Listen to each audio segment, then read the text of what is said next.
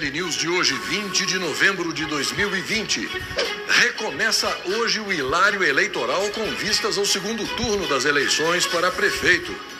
Presidente Bolsonaro mostra como fura a bola do MST. Venezuelanos roubam petróleo para fazer gasolina em casa. Olá, eu sou o Cláudio Lessa, falando de Brasília. A confusão cibernética criada no dia 15 de novembro, manchando de maneira indelével a operação montada pelo inútil Tribunal Superior Eleitoral, continua repercutindo.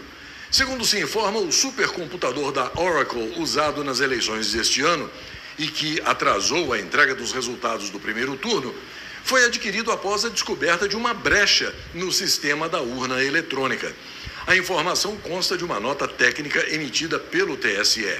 A brecha foi descoberta pela Polícia Federal, que participou de testes públicos de segurança da urna eletrônica entre 2017 e 2018.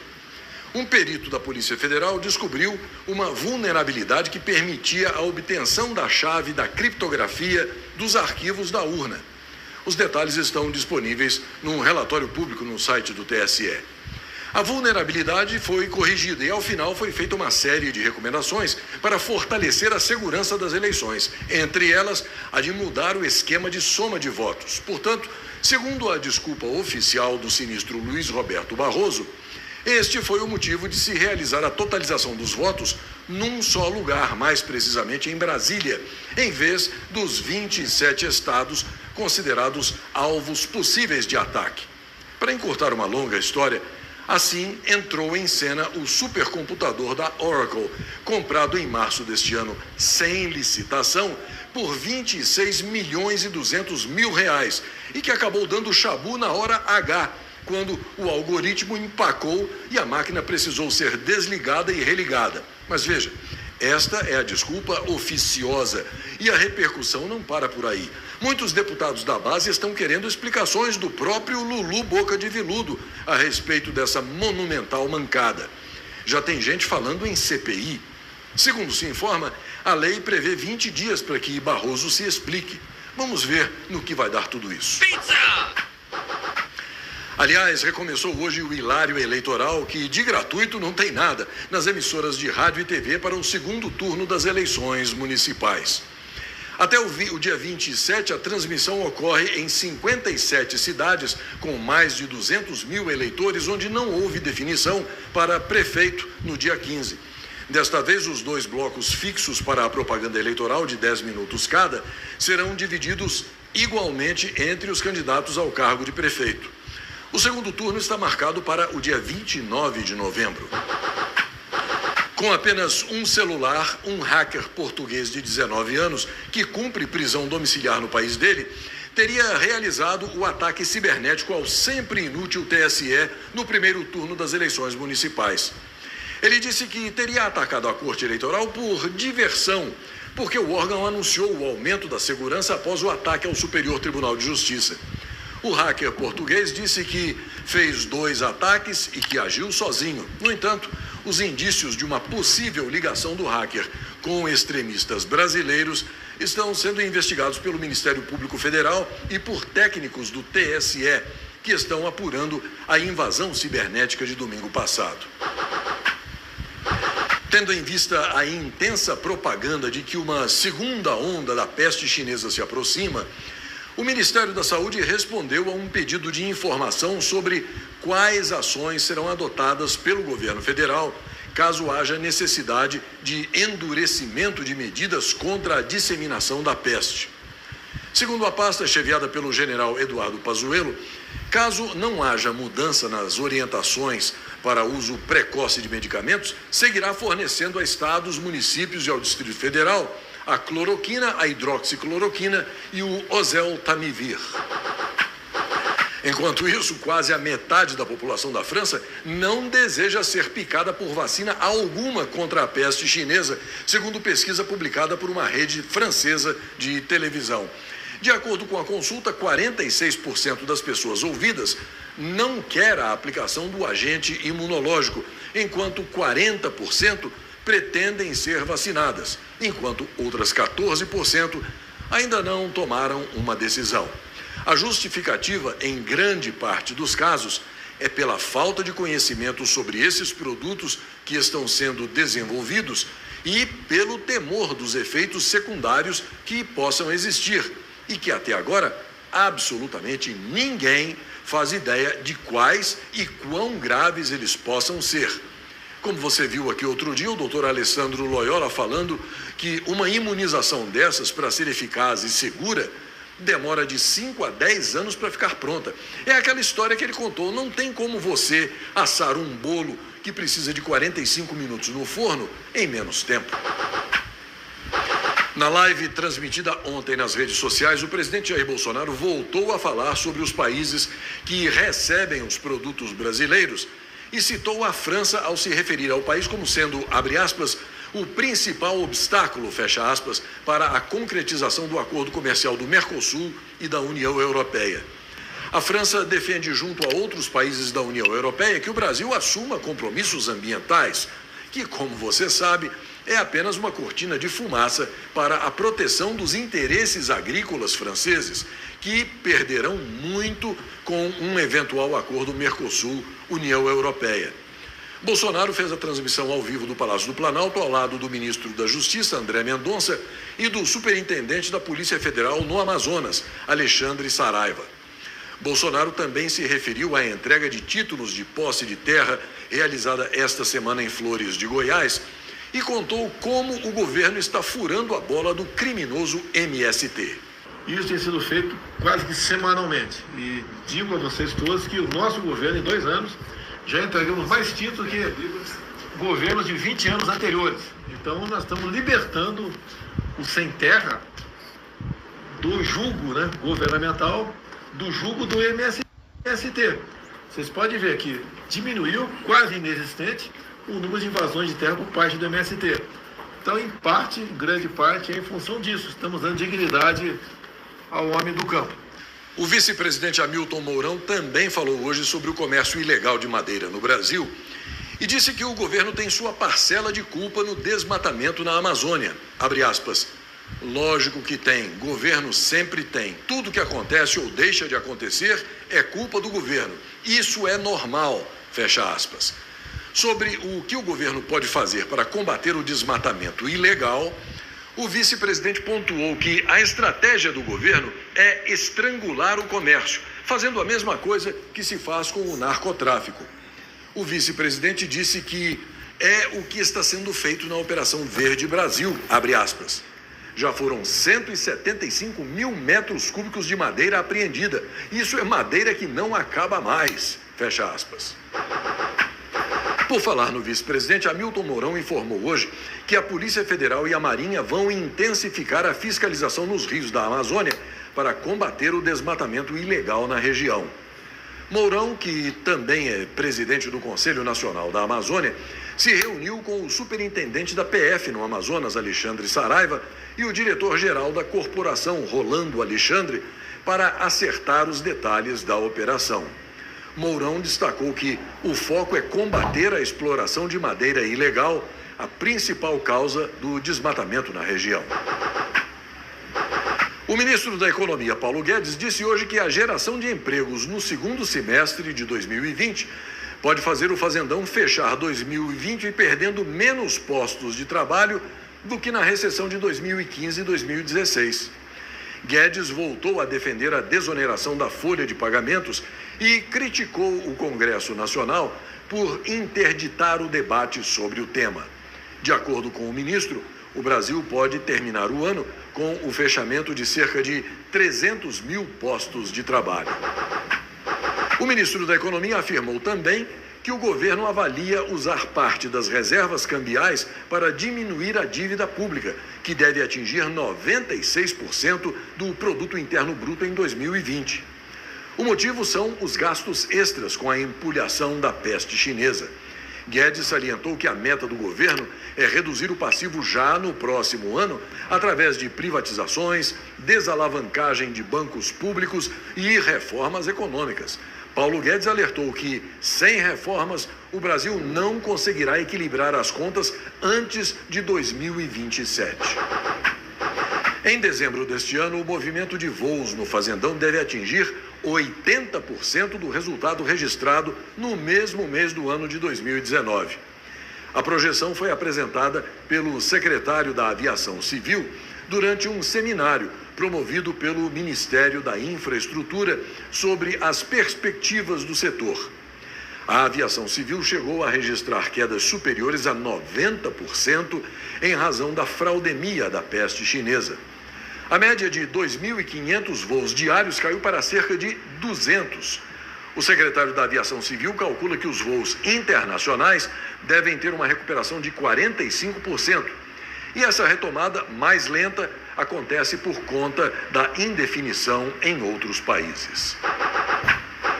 O plenário do Senado Federal aprovou por unanimidade, 70 votos a 0, o projeto que transfere recursos da União a estados e municípios para compensar as perdas de arrecadação provocadas pela chamada Lei Candir. Agora a matéria segue para análise na Câmara dos Deputados. O projeto de autoria do senador Wellington Fagundes regula o acordo firmado no infame STF entre a União e o Fórum Nacional de Governadores. O projeto permite a transferência de 65 bilhões e 500 milhões de reais da União aos entes federados. A chamada Lei Candir isenta do tributo ICMS os produtos e serviços destinados à exportação. Como o ICMS é um imposto estadual e o decreto é federal, ficou acertado que a União compensaria os estados por essa perda. Um convênio assinado hoje entre o Ministério das Relações Exteriores e a Associação Nacional dos Registradores de Pessoas Naturais vai facilitar o acesso a certidões de nascimento, óbito e casamento por cidadãos brasileiros no exterior. Hoje, as embaixadas e consulados brasileiros em mais de 130 países já servem como intermediários para serviços como a emissão de CPF e o registro de brasileiros nascidos no exterior. O acesso de fora do país a certidões registradas no Brasil, no entanto, ainda depende de um processo moroso, envolvendo custos com despachantes e envios postais. Agora, o novo convênio permitirá que as representações diplomáticas tenham acesso direto à Central Nacional de Informações do Registro Civil, a base de dados que reúne todos os atos de nascimentos, casamentos e óbitos feitos por todos os cartórios brasileiros. Com isso, será possível pesquisar, solicitar e receber certidões de modo automatizado. Você que tem simpatia pela esquerdalha, vá em frente, aperte os números desses canalhas na urna e veja a mágica da tragédia aparecer. Agora, além da falta de comida e de remédios, acredite se quiser, o desespero dos venezuelanos é por gasolina.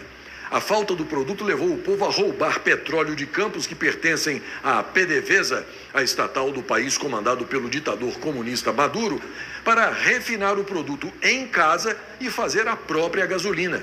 A Venezuela já foi um dos maiores produtores de petróleo do mundo e o produto chegou a ser distribuído aos cidadãos de graça por décadas, graças aos subsídios.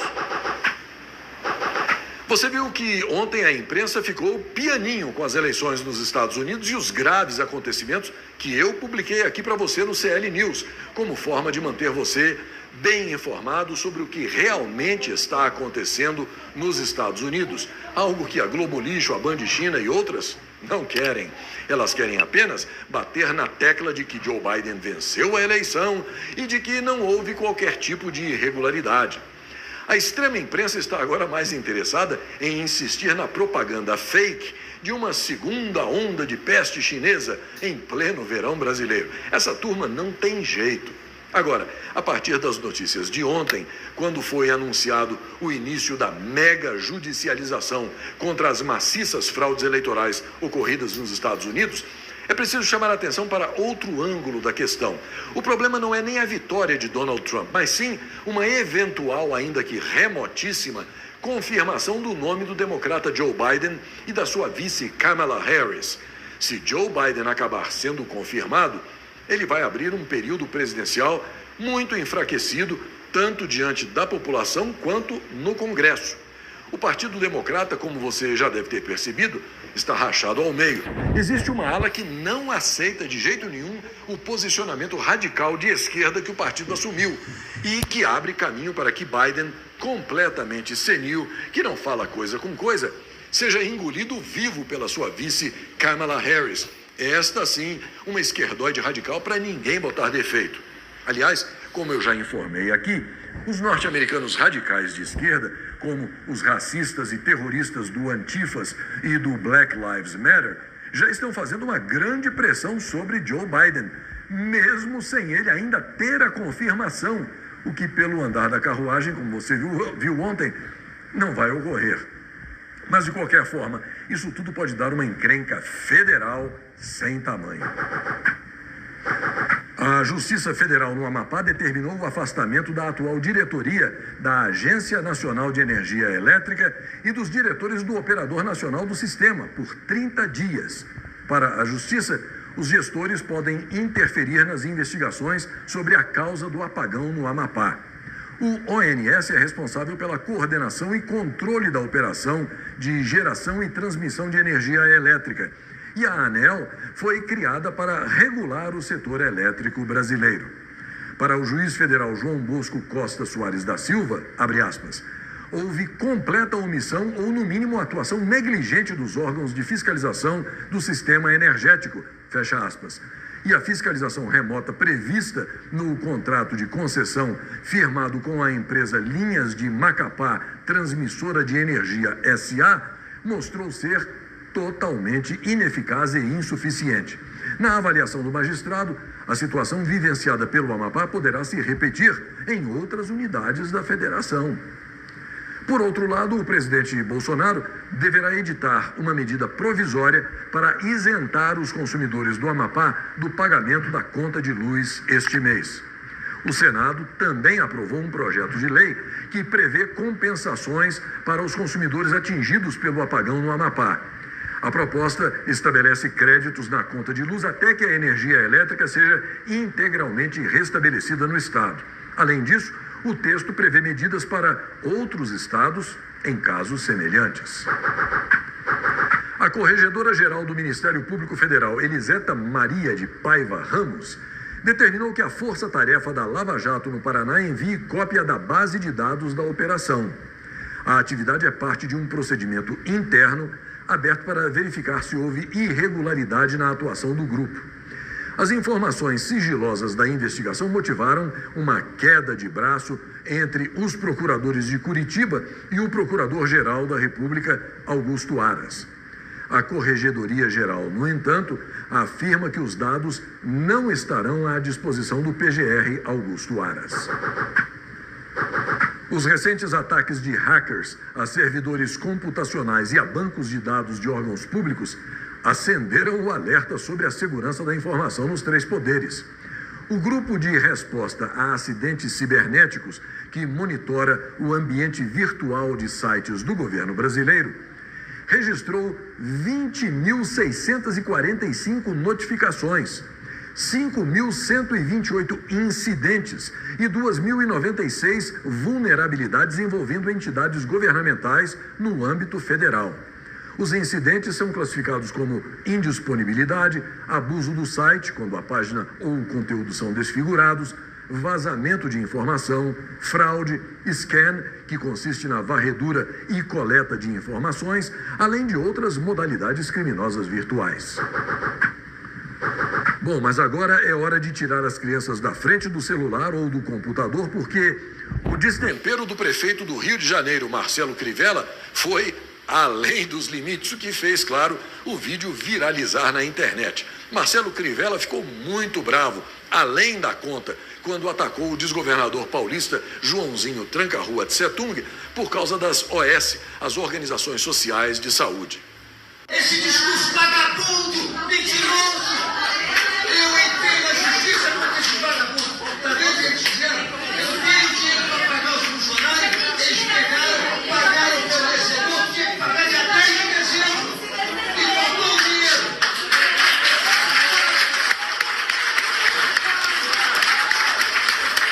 Ele está falando da OS, tá? o dinheiro já foi liberado e não foi pago às OS. Sabe de quem é SOS? É SOS de São Paulo, é do Dória, viado, vagabundo.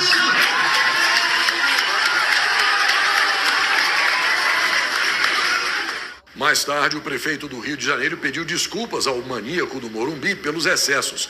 Crivella afirmou que a fala foi um momento de revolta pela OS reter o salário de médicos e enfermeiros, mesmo tendo recebido da prefeitura. Em tempos de pandemia, disse Crivella, isso pode custar vidas.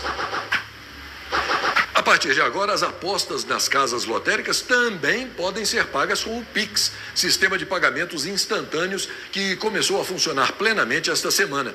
Segundo o Banco Central, sempre que o cliente quiser pagar um jogo lotérico, ele terá o Pix como opção. O pagamento com o Pix já está valendo, mas depende de as lotéricas estarem preparadas para receber esse formato de transação. Uma lutadora de MMA, Brisa Merlo, foi assaltada no centro de Mar del Plata, na Argentina, e decidiu ir atrás do ladrão, que foi contido pelas pessoas que estavam na rua. Ao alcançar o trombadinha, Brisa aplicou nele alguns golpes de jiu-jitsu e o segurou até a polícia chegar no local. A lutadora de MMA, de 20 anos, tinha acabado de sair do trabalho quando foi assaltada. Aos gritos, disse a ele, abre aspas, seu FDP, vá trabalhar. Estou trancada o dia todo trabalhando para você me roubar em 3 segundos. Fecha aspas.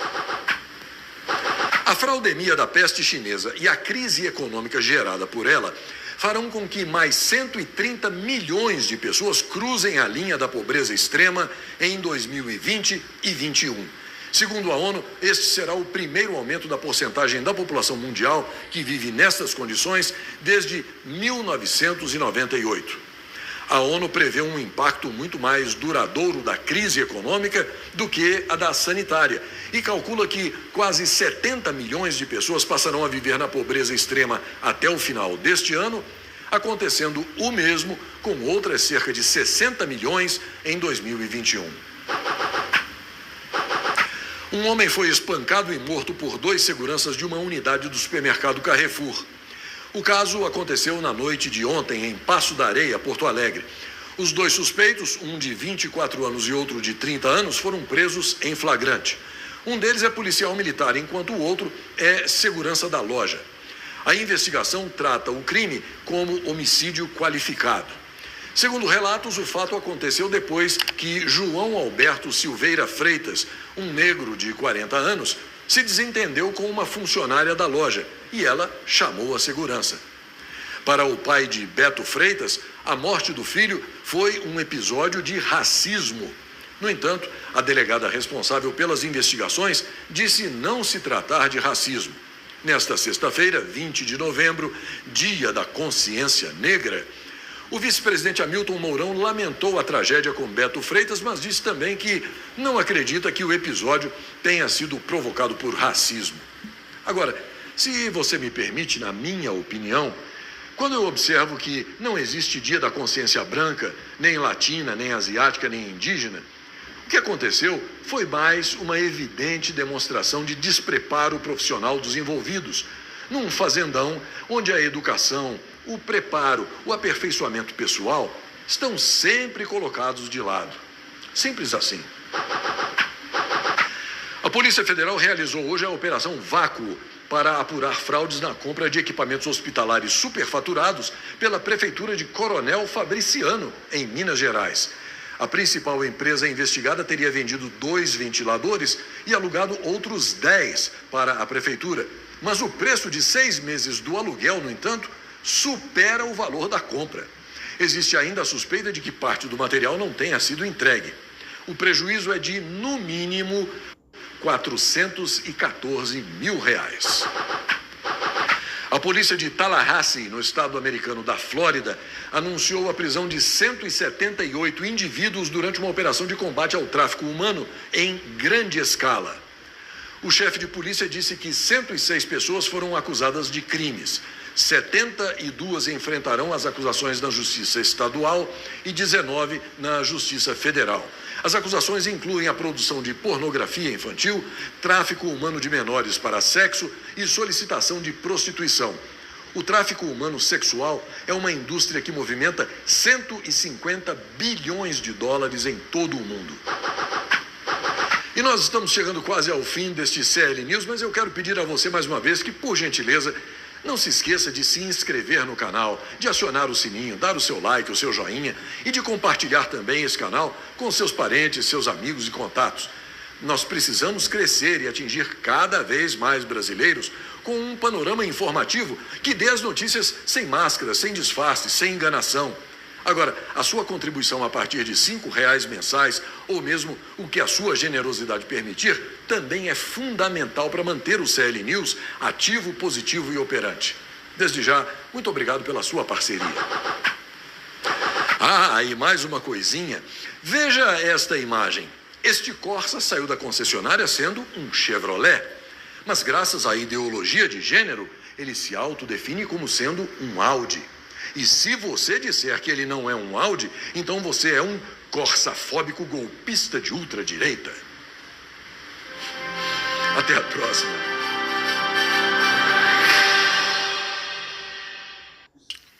No Fazendão você sabe como é. O café, o leite, a cerveja, o uísque, a gasolina e a cachaça são adulterados. Mas as urnas são invioláveis.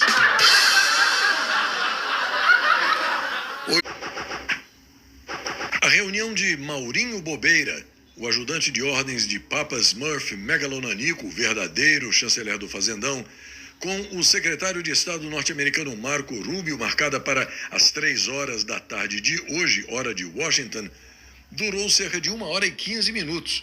A reunião foi dividida em 2 etapas. A primeira, mais restrita, durou cerca de 15 minutos e foi apenas entre Maurinho Bobeira e Marco Rubio.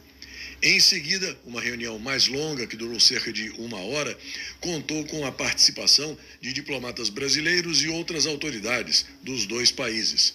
Do lado norte-americano, foi destacada a presença de Jameson Greer, chefe do USTR, o Escritório de Representação Comercial dos Estados Unidos, peça-chave na condução das políticas tarifárias e de acesso a mercados internacionais da gestão de Donald Trump. Numa primeira avaliação, os punhos de renda do Itamaraty dizem que a reunião de hoje representou um avanço no processo de reaproximação diplomática entre o Fazendão e os Estados Unidos para tratar das questões comerciais e das sanções aplicadas pelo governo Trump a autoridades do Fazendão. Estes seriam temas de um eventual encontro entre os 2 chefes de Estado ainda sem data marcada.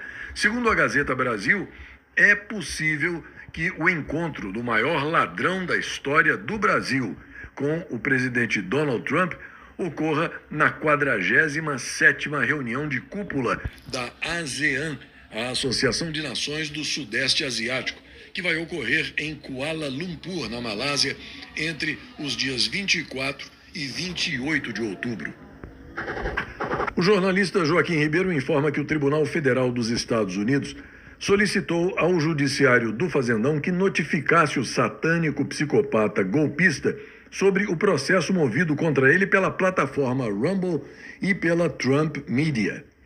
O que deveria ser uma formalidade judicial de rotina em conformidade com a Convenção de Haia, foi tratado de forma a blindar o psicopata sancionado. O venério Paulo Blenu pediu ao Superior Tribunal de Justiça que rejeite o pedido de notificação com o argumento gonorreico e sifilítico de que os integrantes do Sindicato do Crime Organizado proferem decisões de forma institucional e, portanto, não podem ser punidos pessoalmente pelas decisões que eles tomam. Na revista Oeste, o advogado do Rumble acusa o PGR de proteger o doente mental. Martin De Luca diz que a manifestação da venérea PGR é profundamente decepcionante e juridicamente insustentável. Ele afirmou que a ação na Justiça da Flórida não busca punir o psicopata golpista por decisões no Brasil, mas que o objetivo é proteger os direitos constitucionais de cidadãos norte-americanos diante de ordens de censura de autoridades estrangeiras. Ainda segundo Martin DeLuca, nenhum princípio de independência judicial dá a um agente público brasileiro ou de outro país o poder de silenciar vozes nos Estados Unidos ou de obrigar empresas norte-americanas a violarem a primeira emenda. A Comissão Parlamentar Mista de Inquérito do INSS votou a convocação do sindicalista na sessão de hoje, mas ela foi rejeitada por 19 votos a 11. Lulu Boca de Veludo. Lulu Boca de Veludo. Lulu Boca de Veludo. Lulu Boca de Veludo. De Lulu Boca de Veludo. E no Rádio Teatro, em cartaz no Sindicato do Crime, um novo capítulo da briga de bandidos. A Gazeta Brasil informa que o repugnante Boca de Caçapa e seu coleguinha Zé Peruca, ou Beija-Pé, protagonizaram o que foi considerada uma dura discussão, entre aspas, presenciada pelos asseclas no intervalo de uma sessão plenária. A briga de bandidos teve como ponto central a suspensão do julgamento de um recurso em que o senador Sérgio Iscariotes Morno tenta reverter a condição de réu por calúnia contra o laxante Boca de Caçapa. A análise do recurso de Sérgio Iscariotes Morno, que ocorria no plenário virtual da chamada primeira turma, já contava com 4 votos pela rejeição do pedido do senador, quando Zé Peruca pediu vista, suspendendo o julgamento por até 3 meses. Laxante, o decano da Pocilga, questionou a Secla em tom irônico sobre a decisão. E aí começou o bate-boca, para felicidade geral da nação. Mas o que já era ruim só poderia piorar, não há como negar, né? Agora, no fim da tarde, por exemplo, a notícia de que o cachaceiro corno e ladrão de velhinhos e aposentados decidiu indicar o Bessias para ocupar a vaga de Lulu Boca de Veludo no Sindicato do Crime Organizado. Hora de tomar um estomazil com urgência, né? No Diário 360, a notícia de que o desgoverno Petralha de ocupação, que prometia o equilíbrio fiscal e reformas estruturais ao assumir o poder, agora enfrenta um rombo colossal de 2 trilhões de reais na Previdência Social, impulsionado pelo regime de microempreendedor individual e pelos trabalhadores de plataformas digitais, como motoristas de aplicativos e entregadores. Essa bomba relógio atuarial, projetada para explodir nas próximas 7 décadas, resulta da contribuição irrisória de apenas 5% sobre o salário mínimo, que mal cobre os benefícios generosos prometidos, como aposentadorias integrais e pensões, enquanto o número de inscritos explode para mais de 16 milhões, distorcendo o mercado de trabalho e incentivando a migração de empregos formais para essa informalidade disfarçada. Sob a gestão Petralha, que expandiu esses programas sem visão de longo prazo, o INSS vê a arrecadação encolher para míseros 1% do total, agravando o caos previdenciário que o Brasil já arrasta há anos. Os especialistas ignorados pelo Planalto clamam por mudanças urgentes na regulação, como elevar as alíquotas e limitar abusos, mas o desgoverno Petralha de ocupação prefere varrer o problema para debaixo do tapete, jogando a conta nas costas dos contribuintes honestos, via impostos indiretos e cortes em áreas essenciais. Essa inércia reflete a velha tática lulopetralha de populismo fiscal, que incha o Estado com gastos clientelistas, enquanto sacrifica o futuro da nação, provando mais uma vez que as promessas de responsabilidade econômica jamais passaram de mera retórica eleitoral. No outro extremo está esta postagem do Kim Paim, que ironicamente comemora o grande dia em que se observa que o homem que fez a maior doação de campanha para o maior ladrão da história do Brasil, agora vê a empresa dele ganhar cada vez mais destaque nas redes sociais e pelos piores motivos. O empresário Rubens Ometo, dono da Raizen S.A., perdeu 87,75% do valor nos últimos 5 anos, com as ações despencando de 6,23 para apenas 87 centavos. Kim Paim sugere que Ometo, empresário que deveria demonstrar visão, dobre a aposta. O alerta curto e grosso dado pelo presidente dos Estados Unidos, Donald Trump.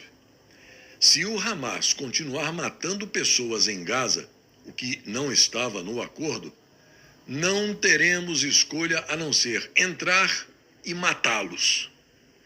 Obrigado pela atenção a este assunto.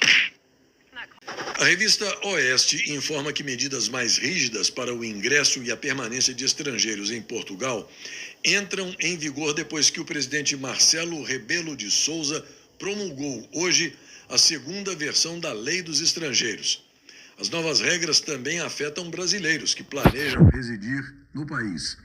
O endurecimento das leis de imigração integra compromissos assumidos pela Aliança Democrática, coalizão de centro-direita liderada pelo primeiro-ministro Luiz Montenegro, durante a campanha eleitoral.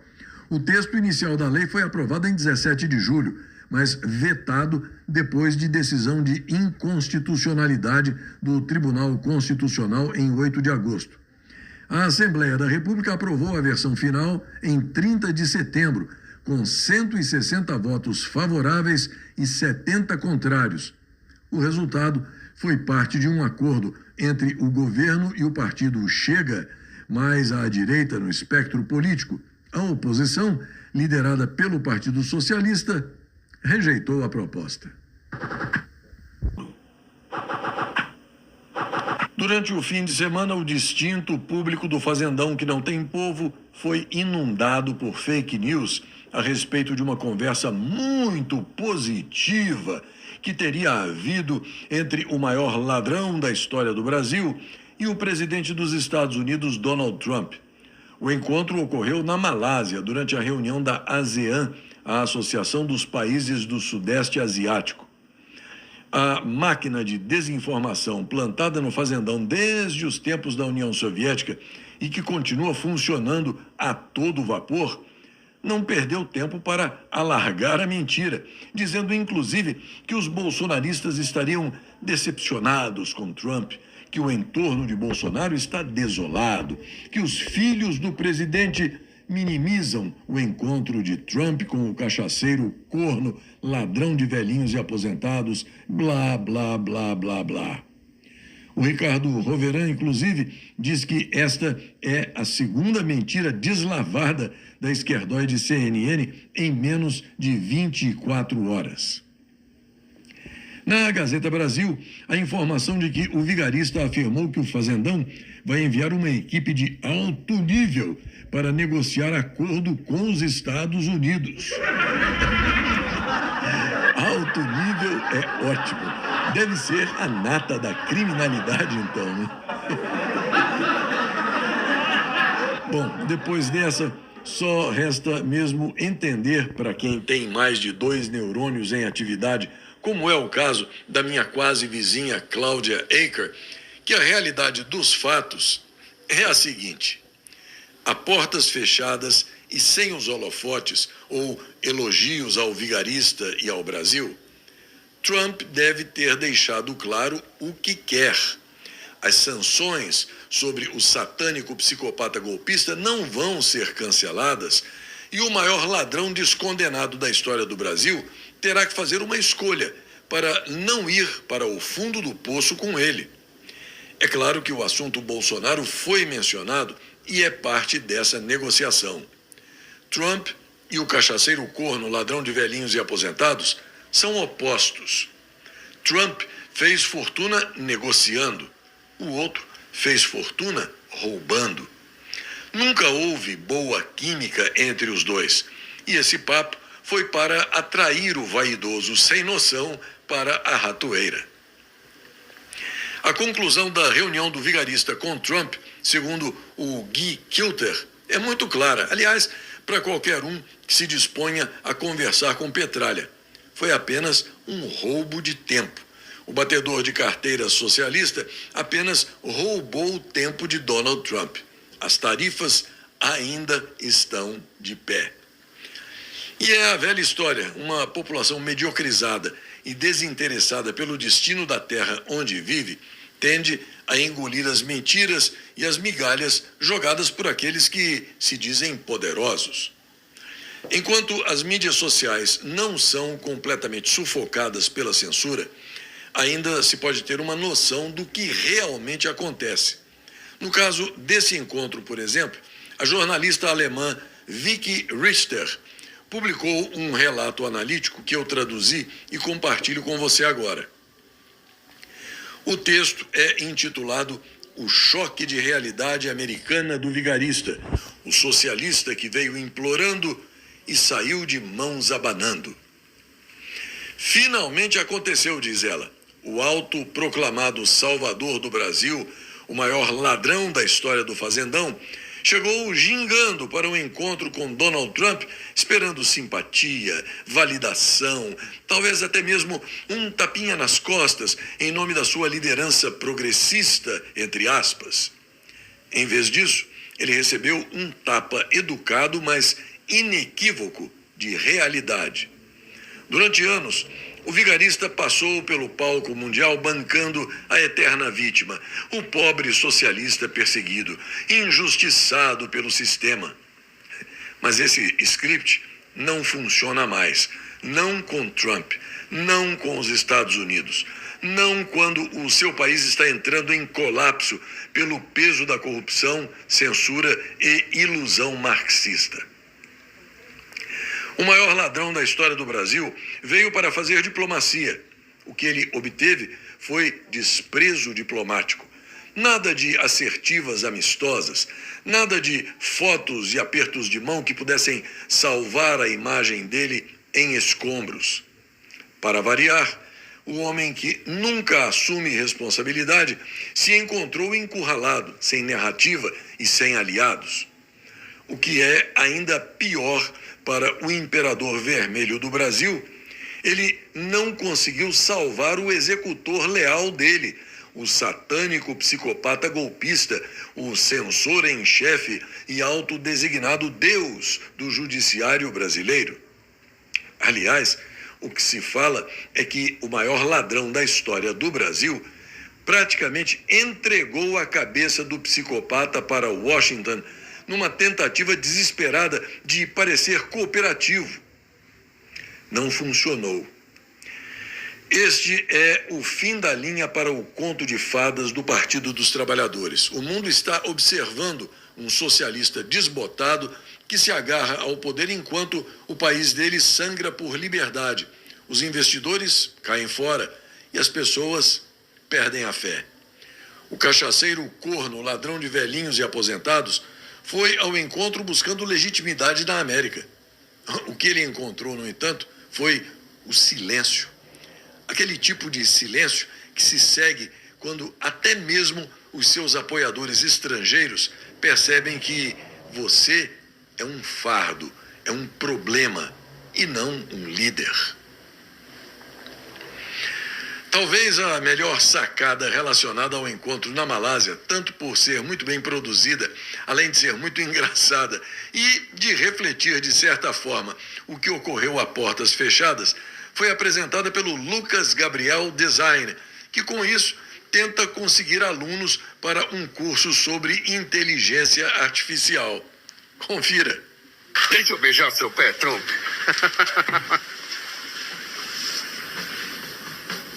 Acabei de sair de uma reunião com um analfabeto. Se você não quer ser um analfabeto digital igual o Lula, você precisa aprender IA. Comenta Black para entrar na Black Friday do Lucas Gabriel. 8 cursos de IA pelo preço de um. Uma convocação muito importante a todos os terroristas do MST no Fazendão, assim como todos os eleitores petralhas militontos. Cumpram o seu dever cívico e se alistem para defender a Venezuela contra os Estados Unidos. Mas é preciso que vocês defendam a Venezuela até a morte. O Brasil não quer nenhum de vocês de volta. Pouco a pouco, a verdade vai surgindo quando se fala no encontro do maior ladrão da história do Brasil com o presidente dos Estados Unidos, Donald Trump.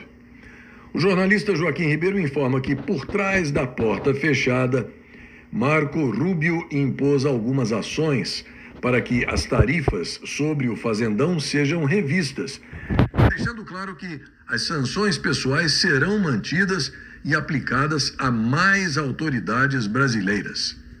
Dentre algumas providências que precisam ser tomadas até o fim de novembro, segundo o Joaquim Ribeiro, estão a anulação dos processos da chamada trama golpista, a soltura de inocentes condenados pelo 8 de janeiro e a atribuição de culpabilidade aos verdadeiros responsáveis, a reversão da inelegibilidade de Jair Highlander Bolsonaro e a soltura imediata da prisão domiciliar, o fim da censura, o respeito aos direitos humanos, o fim das ordens secretas enviadas às companhias norte-americanas com o objetivo de perseguição política a políticos e cidadãos, incluindo os norte-americanos e residentes aqui nos Estados Unidos.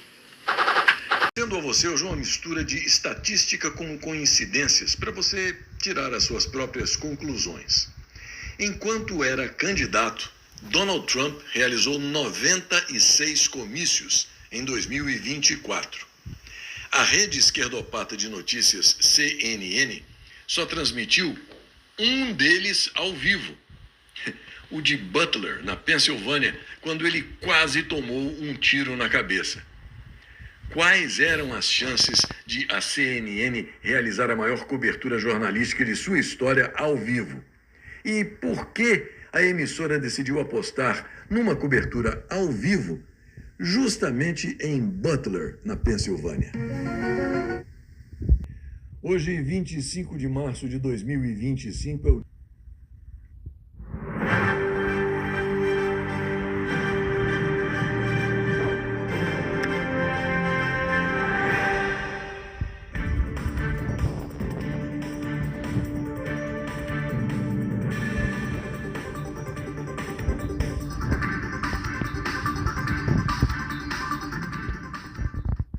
Os indicadores financeiros mostram dólar e euro subindo, bolsa de valores baixando, Bitcoin se recuperando, IPCA e Selic na mesma e alta do grama do ouro.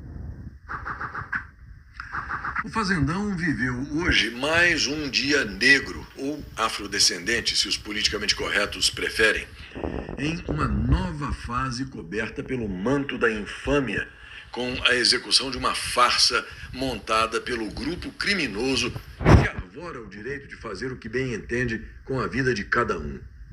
A farsa, chamada de julgamento, é uma palhaçada teatral mambembe de péssimo gosto e de qualidade, no mínimo, duvidosa.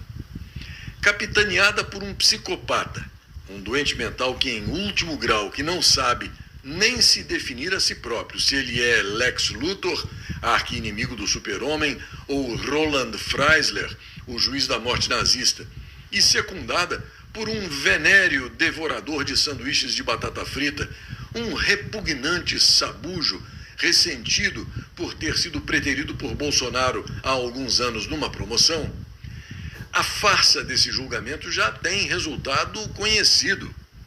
O presidente Jair Bolsonaro vai ser condenado por um grupo de facínoras togados que não poderiam nem julgá-lo e vai acabar preso e, possivelmente, morto por crimes que ele não cometeu. Até mesmo ele, Jair Bolsonaro, está ciente disso. Na Gazeta Brasil, a informação de que o presidente comparou a farsa em andamento do Sindicato do Crime a um jogo de futebol entre Brasil e Argentina, dizendo que, no caso específico dele, Bolsonaro, o juiz apita contra ele antes mesmo de o jogo começar. E ainda é o VAR, o bandeirinha, o técnico e o artilheiro do time adversário. Tudo numa pessoa só. A esta altura, algo escapa totalmente à compreensão deste que vos fala. O que se diz é que Jair Bolsonaro é um brilhante estrategista, mas, diante dessa crônica da morte anunciada, eu me lembro de ter aprendido na escola na década de 60 do século passado que mais vale um covarde vivo do que 10 heróis mortos. Ou seja, a esta altura, o presidente Jair Bolsonaro já deveria ter tomado um táxi e rumado com a família para a embaixada norte-americana. Se a gente levar em conta que Bolsonaro não parece ter tendências suicidas e nem esteja querendo virar mártir, o que seria uma burrice sob todos os aspectos, e ele não é burro definitivamente, o que será que deve vir por aí e que ninguém sabe? Nós chegamos aqui 8h40 da manhã.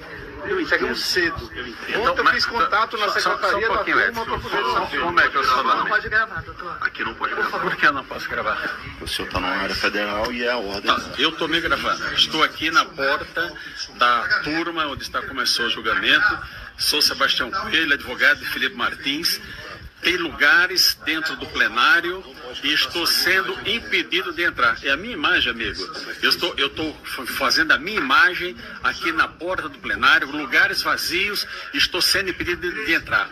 Doutor Beto Simonetti, advogado da OAB, isso é uma vergonha o que está acontecendo contra a advocacia. E Vossa Excelência é responsável pela omissão que tem tido ao longo de todo esse arbítrio que está acontecendo aqui no nosso país. Então, estou denunciando para a nação que, como advogado de um dos principais acusados, ficou 6 meses preso, Felipe Martins, estou aqui com o doutor Edson sendo impedido de entrar na sala de sessões com lugares vagos, quando tem gente de movimentos sociais, como eles dizem, sentado lá no plenário. Isso é um escândalo para a nação brasileira. Eu estou denunciando, não estou ao vivo, vou descer e vou postar agora ali embaixo.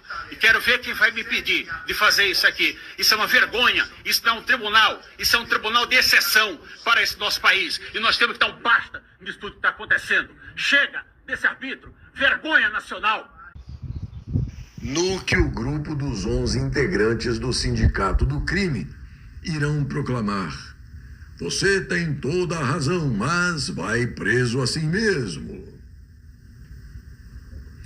Em mais este dia de infâmia para a história do Brasil, é preciso ainda recordar as palavras de Marco Aurélio Melo, uma figura controvertida, para dizer o mínimo, em seus tempos de juiz do Supremo Tribunal, que parece agora ter adquirido equilíbrio depois de se aposentar. Marco Aurélio, o primo, disse que, abre aspas, vamos repetir o problema da competência. Jair Bolsonaro é um ex-presidente da República e não compete ao Supremo julgar ex-presidente. Não vejo como estar se julgando no Supremo, em martelada única, cidadãos comuns que deveriam estar na primeira instância com possibilidade de recurso, inclusive o de revisão da decisão proferida, fecha aspas.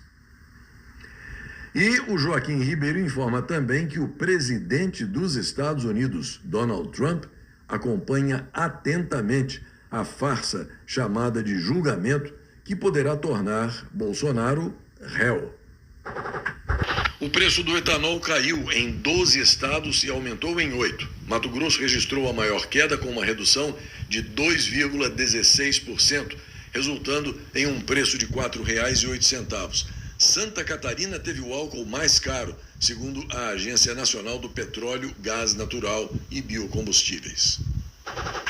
A greve dos auditores da Receita Federal está quase chegando aos 120 dias e pode afetar a meta fiscal do governo. O Sindifisco Nacional, entidade que representa a categoria, alerta para os impactos da paralisação na arrecadação e na regularização das dívidas tributárias. Você já ouviu falar no jornalista Kim Paim, que mora lá na Austrália? Outro dia, ele postou algo com o qual eu concordo integralmente e por isso eu quero compartilhar com você.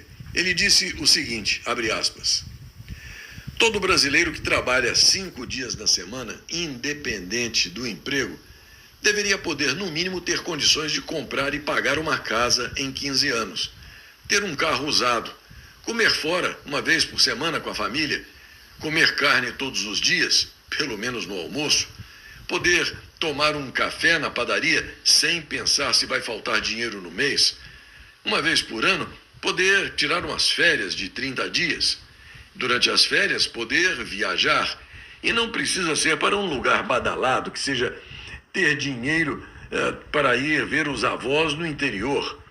Um dia, essas coisas foram mais acessíveis, especialmente ter uma casa. Sobreviver não pode ser um luxo. Falta mobilidade social, falta segurança pública, falta saúde básica. O brasileiro não pode se acostumar a viver na miséria e ver sua vida piorando todo dia. Fecha aspas.